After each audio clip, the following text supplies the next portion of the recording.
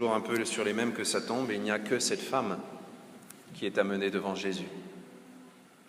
D'une manière un petit peu plus amusante, vous connaissez cet évangile apocryphe dans lequel Jésus pose la même question que celle qui n'a jamais péché, lui jette la première pierre, et à ce moment-là, un rocher énorme tombe d'on ne sait où et écrase la malheureuse.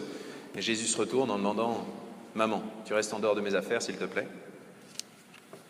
Non, si Jésus demande que celui qui n'a jamais péché soit le premier à lui jeter une pierre, ce n'est pas pour faire un concours et savoir si parmi nous, il y en a un, deux ou plus qui n'ont jamais péché. Pour le comprendre plus en détail, nous pouvons nous demander ce que Jésus, par exemple, était en train d'écrire dans le sol.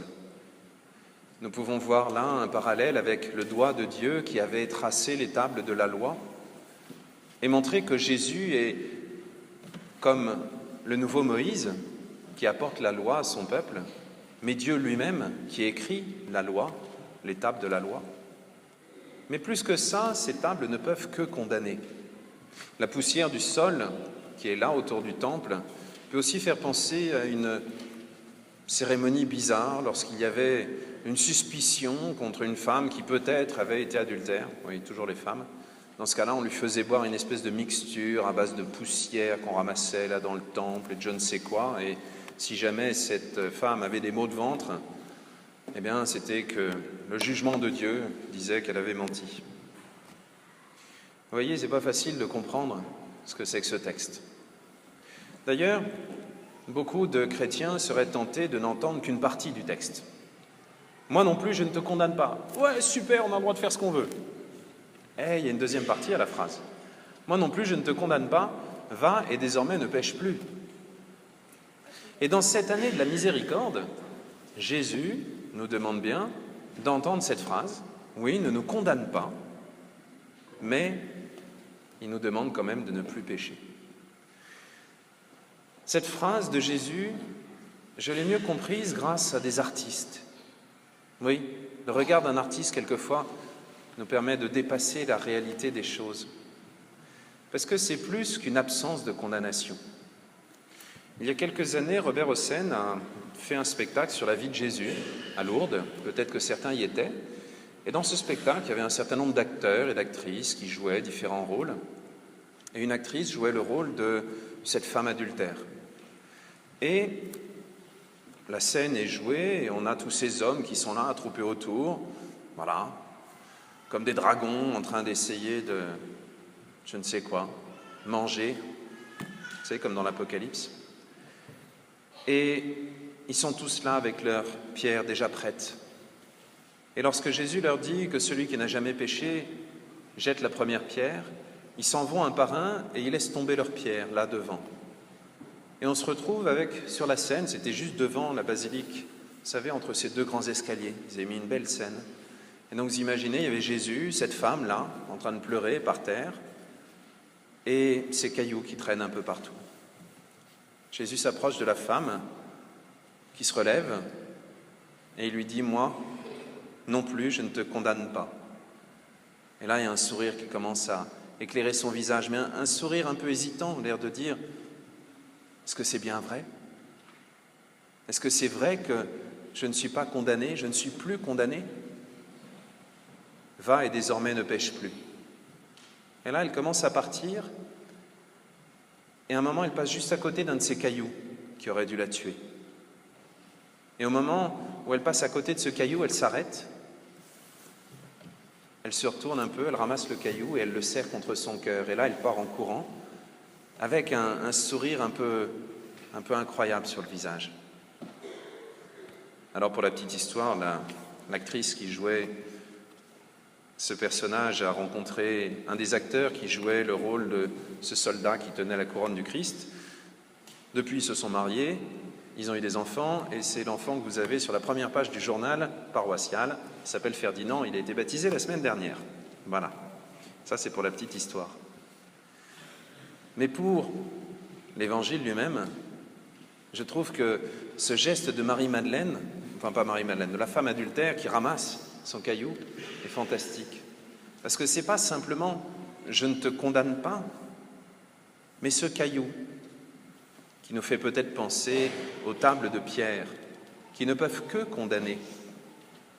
Ce caillou, au lieu de la faire mourir,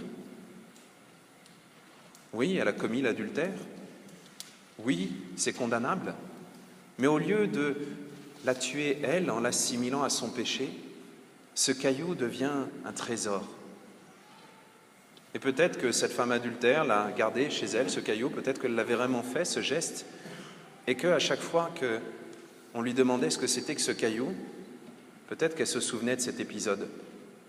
Mais au lieu de s'en souvenir comme d'une honte ou même d'un péril de mort à côté duquel elle est passée, elle a dû s'en souvenir comme d'un trésor, en se disant « Seigneur, tu m'as aimé jusque-là. Tu m'as aimé jusqu'à m'offrir la vie. » Parce que c'est ça ce que Dieu donne.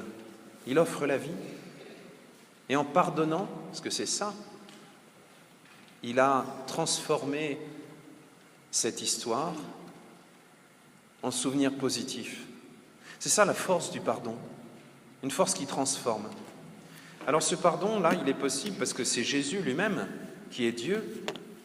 Et souvenez-vous de l'homme qui était dans sa civière, vous savez qu'on a passé par le toit, et à qui Jésus dit « Je te pardonne tous tes péchés ». C'est vrai, il n'y a que Dieu qui peut pardonner les péchés, parce que c'est que lui qui est offensé, dans le fond. Jésus peut pardonner, mais il nous rend capables de pardonner à notre tour.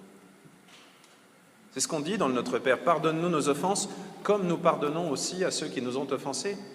C'est non seulement un pléonasme, mais aussi quelque chose de profondément vrai, de profondément vivant, de profondément vivifiant.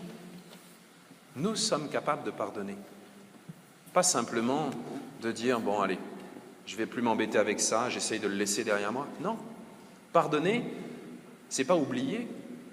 Qu'est-ce qu'elle a fait, cette femme? Elle a gardé ce caillou, elle l'a gardé précieusement, elle n'a jamais oublié cette scène. Mais le pardon transforme.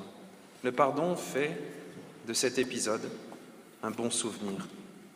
Nous-mêmes, dans quelques jours à peine, nous allons fêter Pâques et nous allons chanter une chose incroyable, absurde presque, heureuse faute qui nous valut un tel sauveur. On va parler évidemment du péché originel.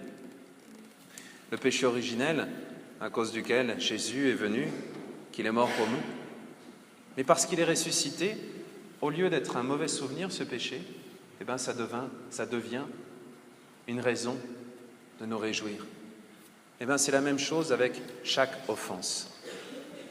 On peut demander à Dieu, dans cette Eucharistie, de savoir être des artisans de pardon, ceux qui vont transformer une offense en trésor, ceux qui sont capables de transformer les pierres qui tuent en pierres précieuses. Nous en sommes capables, parce que Dieu nous le donne, et même si ça paraît au-delà de nos forces, puisque nous sommes capables de le vivre dans le sacrement de la confession, nous sommes capables de le vivre aussi avec nos frères. Alors que Dieu nous aide déjà à nous confesser d'ici Pâques, c'est notre devoir de chrétien, et ensuite d'être des artisans de paix, des artisans de pardon pour nos frères. Amen.